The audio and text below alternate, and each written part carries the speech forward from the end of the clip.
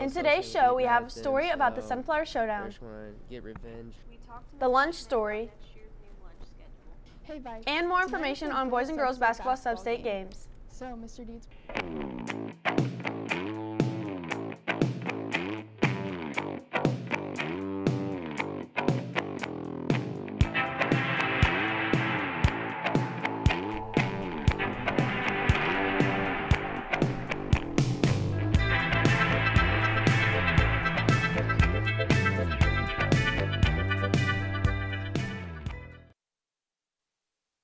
There's a new lunch schedule next year. If you haven't heard about it, we did a story over it. We talked to Mr. Schmidt about next year's new lunch schedule. There are 3 lunches instead of 4. Let's go check it out. We decided to have 3 lunches next year, so that way if we have assemblies or activities and we only have 40 minutes of seminar time now, that if we need to extend that time, we can do that into 5th/6th hour and not interfere with our lunch schedules. So now, if we have 3 lunches, we can just move them back a little bit later in the hour and still get them all in. I personally don't care, but there's going to be a bunch more people, so I feel like it'll be a lot harder to eat and find a spot. We asked what classes would have what lunch and what to expect. There's been nothing set yet for certain, but I would expect that next year we would have PE and science probably go to first lunch like they do currently. So they could have, after lunch, they could have the entire hour for class in case they're doing a lab or whatnot. And then another third of the building go to second lunch, and then the final third go to third lunch would be the idea. But again, that's not definitive. That's just what I'm thinking for next year. I don't really care because I'm a senior, so it doesn't affect me. The lunch schedule isn't permanent yet, but Mr. Schmidt promises that you will all get to eat at some point of the day, even if there are a little extra people in your lunch. As far as the lunch goes, I'm just, as long as I get to eat, I'm happy. I don't really care what time of the day. As long as I get to eat, 'cause I like. I don't know about you, but I like the new schedule. Well, it doesn't apply to me at all, but I'm Ryan. I'm Haley, and here's your daily announcements. Juniors, this is your last week to submit an application if you're interested in taking the internship class next year. Applications are due by Friday. The SHS Bank is taking applications for next year's banking classes. If you're interested, pick up an application from the bank. The Seaman High School Alumni Association awards 2 $500 scholarships to graduating seniors. Application deadline is this Friday. Shawnee County Parks and Rec needs volunteers for its Kids Night Out program. For more information, please contact Daniel Figg. Students, please update your MacBook Air. Now over to sports to find out the results from the Sunflower Showdown after this quick commercial break.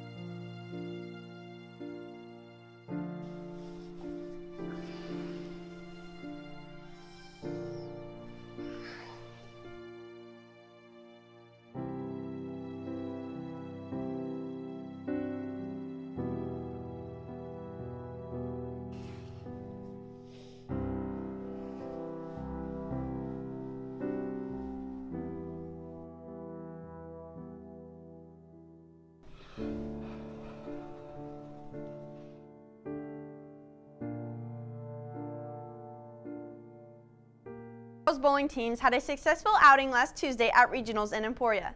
The boys claimed the regional title, claiming top 5 medals to pace their team. Both squads advanced to state next week in Wichita. Good luck, Vikes.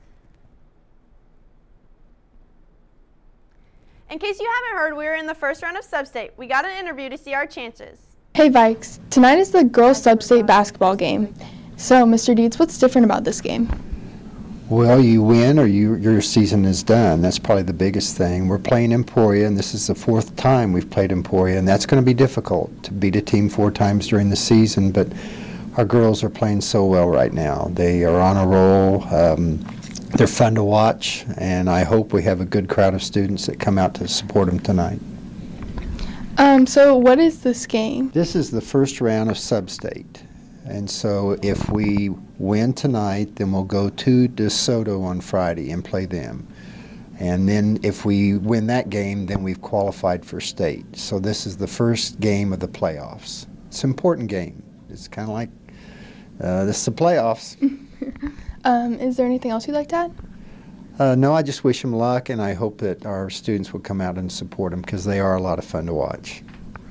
Okay, Vikes, remember, this is KSHAA sponsored, so your admissions don't count, right? Your season pass will not get you into the game tonight. It's $5 for students and $6 for adults. Okay? Thank you, Mr. Dietz. Now back to your anchors. We encourage the Seaman community to come out and support our girls and boys basketball teams this week. This is a KSHAA event, so passes will not be accepted. Admission for adults is $6 and students is $5. SHS cheerleading tryouts will be held on March 23rd. Clinic will be from 9 to 12 p.m. with starting tryouts at 1. There will be a parent meeting before tryouts on March 5th at 6 p.m. in the high school library. If you have any questions, please contact Coach Geis.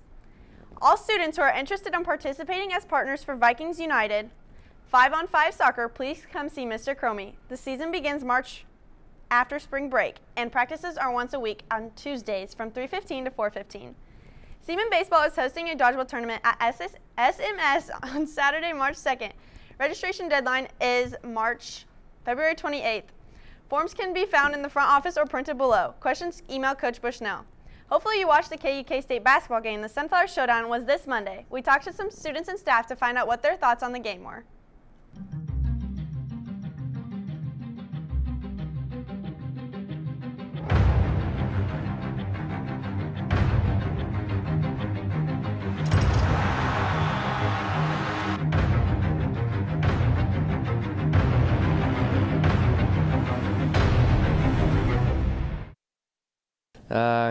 I think that KU is going to kill us.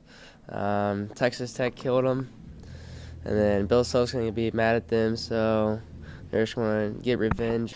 K-State plays pretty good defense, and KU has trouble scoring. So final 72-66 KU. Hawks by 7, 72-65. I think K-State's going to win last second three by Kamau Stokes. KU's going to win. Be ready to get beat, K-State, in your face, KU. Score of the game tonight. Well, actually, let me back up. Let's make a prediction on who the winner will be for the KU K-State game. It will be the team that scores the most points. My prediction is KU by 7. Even though K-State won last time at home, KU lost to Tech on Saturday by 29, and they're at home, and they're going to be mad. And it's bound for disaster for K-State. I think K-State's going to play well, but KU's going to come out on top. KU's going to win tonight 76-60. You know, Sunflower Showdown, you know, we're still the best team in Kansas, and we're still going to win our 15th straight Big 12 championship. Never feels bigger than at the Fog. Kansas State and Kansas. Tuckered in place of Mayween. Snead from the corner. Knocks down another three. What a start for K-State. Goals on last year's Final Four team. Lightfoot. Hello. Got a great feel for where that ball's coming off. Wade hits a three. So back-to-back threes. Stokes then Wade. Two of the seniors trying to shoot Kansas State back in it. Top of Brown. Charlie Moore. Rattles home a triple. Talk about a bounce-back win for Kansas and a disappointing night for Kansas State. We played bad. We couldn't make any shots. Couldn't play any defense.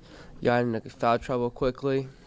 KU really put together a defensive masterpiece with that game. I mean, they didn't shoot really well. I mean, they shot like 39% from the field, but they were able to play such fantastic defense on the other end of the court. Devon Dotson had Barry Brown on lockdown. No one really stepped up for us, and we really didn't work as a team at all. And that's why we lost by 15. KU owns the state. K-State fans, they're going to talk about fouls, fouls, fouls. We were straight up the entire night. Mitch Lightfoot, he made K-State there. Game was rigged. The fouls were going all the way KU every time. It was rigged. I thought it was a horrible game. McAllister with the post-KU K-State game report, and oddly enough, the team that scored the most points actually won. Tragically, the Kansas Jayhawks were able to overcome the Kansas State Wildcats and defeat them in Allen Fieldhouse. We talked. Looks like KU came out on top. That's what I wanted, so I was pretty happy. Now over to weatherman Josh Duncan to see what is up with this snow.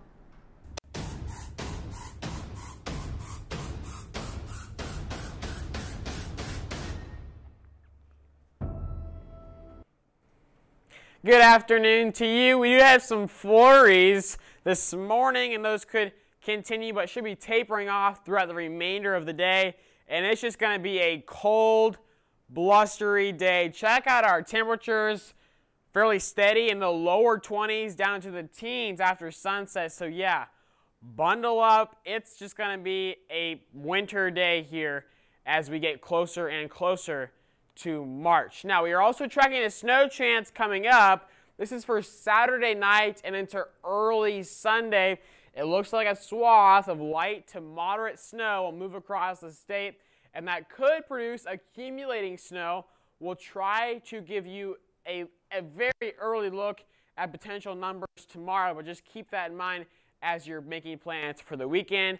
And on your SVTV 7-day forecast, you can see that we are still tracking a warm-up before we get there on Friday, up to 46 degrees, and then highs in the teens on Sunday, Monday, and Tuesday. Wind chills could be dangerously cold Monday morning with air temperatures well below zero.